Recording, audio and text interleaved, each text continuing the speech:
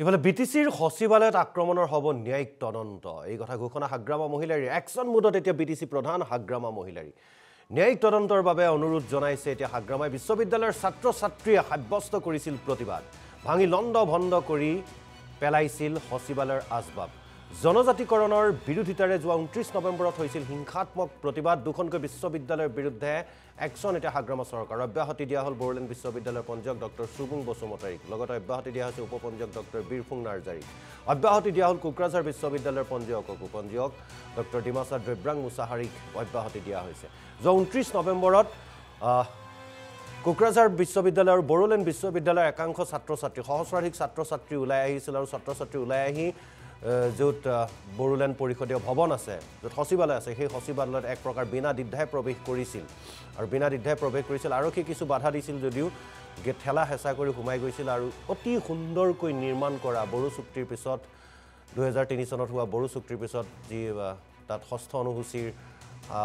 পাইছিল তেওঁলোকে তাৰ পিছত যি সুন্দৰকৈ নিৰ্মাণ কৰা হৈছিল সচিবালয়টো য'ত পাৰিষদসকল মুখ্য কাৰ্যবাহীসকল বহে আৰু অন্যান্য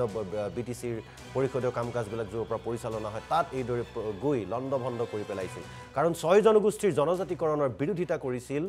এইসকল ছাত্ৰ ছাত্ৰীয়ে কোনো কথা নাই কোনোবাই সমৰ্থন কৰিছে কোনোবাই বিৰোধিতা কৰিব পাৰিছে সেয়া কৰিব বিচাৰিছে সেয়া সম্পূৰ্ণ নিজৰ পছন্দৰ অপছন্দৰ কথা বা নিজৰ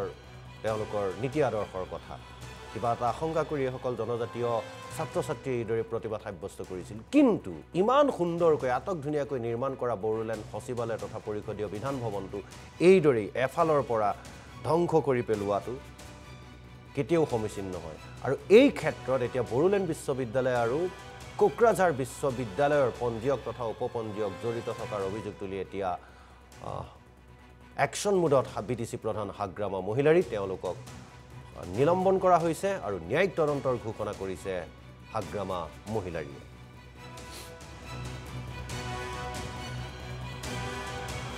আৰু এই সন্দৰ্ভত আমাৰ কোকৰাঝাৰৰ সাংবাদিক কনক বড়োৰ এক প্ৰতিবেদন আছে আগবঢ়াইছে নিশ্চয়কৈ এই সিদ্ধান্তটো গ্ৰহণ কৰিছে বিটিচি চৰকাৰে অৰ্থাৎ 9 তাৰিখত হাগ্ৰামা মহিলাৰী নেতৃত্ব বিটিচি চৰকাৰৰ এখন এক্সিকিউটিভ কাউন্সিল বৈঠক হৈছিল আৰু এই বৈঠকতে এই সিদ্ধান্তটো গ্ৰহণ কৰা হৈছে ইতিমধ্যে 29 তাৰিখত কোকৰাঝাৰত জনজাতি ছাত্ৰ ছাত্ৰী দলে 6 জনগোষ্ঠী জনজাতিকৰণৰ বিৰোধিতাৰে যি তীব্ৰ আন্দোলন কৰিছিল অৰ্থাৎ তীব্ৰ প্ৰতিবাদ কৰিছিল আৰু এই প্ৰতিবাদ দলে অৱশেষত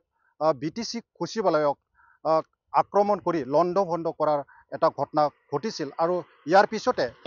বিভিন্ন মহলত বিভিন্ন চৰ্চা আৰম্ভ হৈছিল আৰু বিটিচিৰ প্ৰধান হাগ্ৰামা মহিলাৰীয়ে বাৰম্বাৰ কৈ আহিছিল যে এই আক্ৰমণৰ আঁৰত কোনোবা ব্যক্তি অৰ্থাৎ কোনোবা দল সংগঠন থাকিব পাৰে বুলি ইতিমধ্যে হাগ্ৰামা মহিলাৰীয়ে কৈছিল আৰু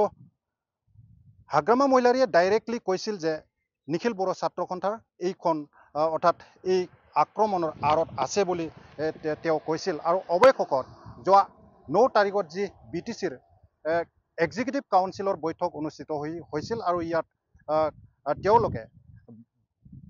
বড়োলেণ্ড বিশ্ববিদ্যালয়ৰ যি পঞ্জীয়ক ডক্টৰ সুবুং বসুমতাৰী আৰু উপপঞ্জীয়ক বীৰফুং নাৰ্জাৰীক ইতিমধ্যে তেওঁলোকৰ চাকৰিৰ পৰা অব্যাহত দিয়াৰ বাবে ইতিমধ্যে সিদ্ধান্ত গ্ৰহণ কৰিছে আৰু কোকৰাঝাৰ বিশ্ববিদ্যালয়ৰো যি পঞ্জীয়ক ডক্টৰ ডিমাছা দ্ৰেব্ৰাং মুছাহাৰীক অব্যাহতি দিয়াৰ সিদ্ধান্ত এইখন বৈঠকত লোৱা হৈছে বুলি ইতিমধ্যে বিটিচিৰ প্ৰধান হাগ্ৰামা মহিলাৰীয়ে অৱগত কৰিছে আৰু ইয়াৰ পিছতে সমগ্ৰ কোকৰাঝাৰত অৰ্থাৎ বিটিআৰত ইতিমধ্যে ব্যাপক চৰ্চা আৰম্ভ হৈছে আৰু যোৱাকালি হাগ্ৰামা মহিলাৰীয়ে নিজে কৈছিল যে পুনৰ তেখেতে কৈছিল যে এইখন যি বিটিচি সচিবালয় আক্ৰমণৰ অৰ্থাৎ লণ্ডভণ্ড কৰাৰ ঘটনা সংঘটিত হ'ল ইয়াত তেওঁলোকে জড়িত আছে আৰু ইয়াৰ বাবে এই সিদ্ধান্তটো গ্ৰহণ কৰা বুলি ইতিমধ্যে হাগ্ৰামা মহিলাৰীয়ে সংবাদ মাধ্যমৰ আগত অৱগত কৰিছে আৰু তেখেতে এটা কথা উল্লেখ কৰিছে যে এই ঘটনাৰ ওপৰত ইতিমধ্যে ন্যায়িক তদন্ত